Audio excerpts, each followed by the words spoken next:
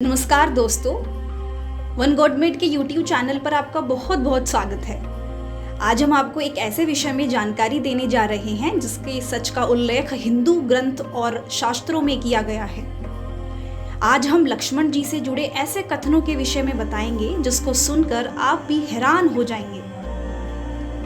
दोस्तों, रामायण से जुड़े ऐसे कई अचंभित करने वाले किस्से हैं जिसके सबूत आज भी पृथ्वी पर मौजूद हैं, जैसे कि राम सेतु।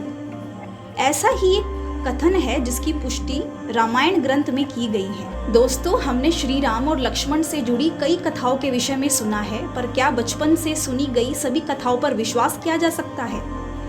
रामायण से जुड़ा एक मिथ है जिसकी पुष्टि आज भी नहीं हो पाई है।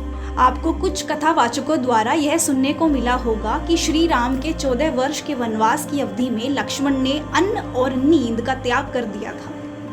ऐसा बताया जाता है कि वे इसलिए नहीं सोते थे क्योंकि वे रात्रि काल में श्री राम और सीता माँ की रक्षा करते थे।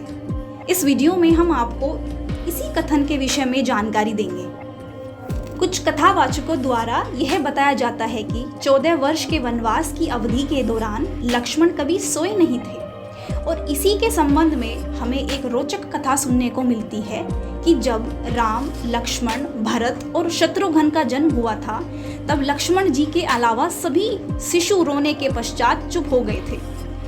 परंतु लक्ष्मण जी लगातार रोते रहे। वे तब तक रोते रहे जब तक उन्हें श्री राम के समीप नहीं सुला दिया गया।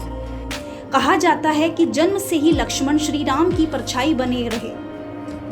जब लक्ष्मण ने भगवान राम और सीता माता के साथ वन में जाने का निर्णय लिया, तब उनकी पत्नी उर्मिला ने भी लक्ष्मण जी के साथ वन में जाने की इच्छा जताई।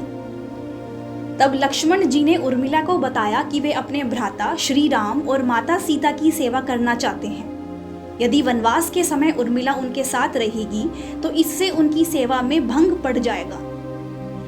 वनवास के समय जब भगवान राम और सीता माता विश्राम करते थे, तब लक्ष्मण के समक्ष निंद्रा देवी प्रकट हुई।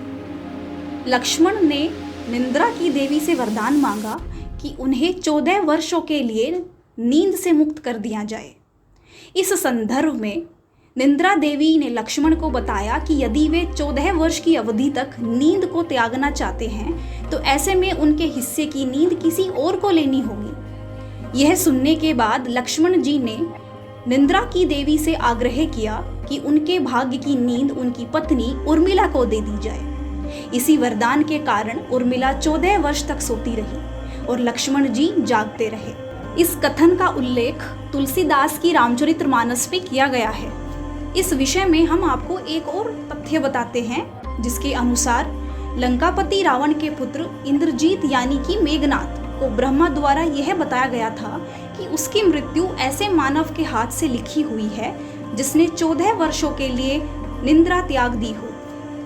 इसी वजह से मेघनाथ का वध लक्ष्मण जी द्वारा हुआ था।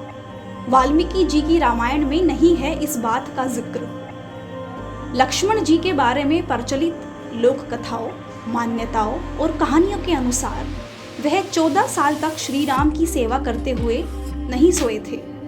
यह भी प्रचलित है कि इंद्रजीत को यह वरदान था कि जो व्यक्ति 14 साल तक नहीं सोएगा वही उसका वध कर सकता है। श्रीमद् वाल्मीकि रामायण के अनुसार ना तो इंद्रजीत को ऐसा वरदान मिला था और ना ही लक्ष्मण ने बिना सोए श्री राम की सेवा की थी। अयोध्या कांड के सार 56 के श्लोक 1 से 3 में इन कथनों के विषय में पुष्टि की गई है, जिसका अर्थ इस प्रकार है। फिर श्री राम ने धीरे से लक्ष्मण को जगाया जो बिना रुके सो रहे थे। तब भी जब रात बीत गई थी, ओ लक्ष्मण, जंगली जानवरों की आवाज सुनो, खूबसूरती से गूंज रही है।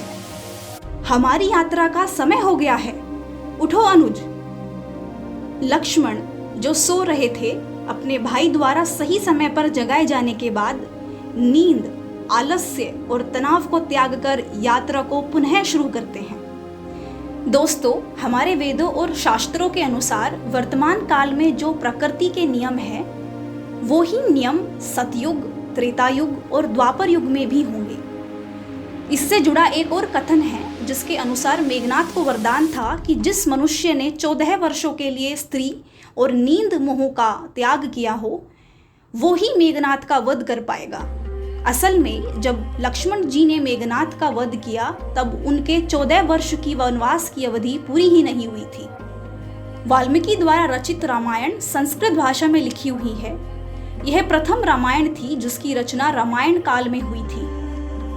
तुलसीदास की रामचरितमानस की रचना संस्कृत रामायण पर आधारित है, परंतु इन दोनों रामायणों में कुछ ऐसे तथ्य हैं जो कि एक दूसरे से अलग हैं। दोस्तों, यदि हम बताए गए तथ्यों पर गौर फरमाए तो हम यह जान सकते हैं कि कौन सी बात सत्य है और कौन सी बात काल्पनिक है।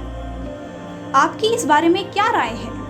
क्या आप रामचरितमानस में दिए गए तथ्यों पर विश्वास करेंगे या संस्कृत रामायण में बताई गई बातों पर गौर फरमाएंगे? यह आपके ऊपर निर्धारित है। हमें कमेंट में ज़रूर बताएं कि आपके अनुसार क्या लक्ष्मण जी ने सच में किया था 14 वर्षों के लिए नींद का त्याग, या फिर यह एक मिथ्या है।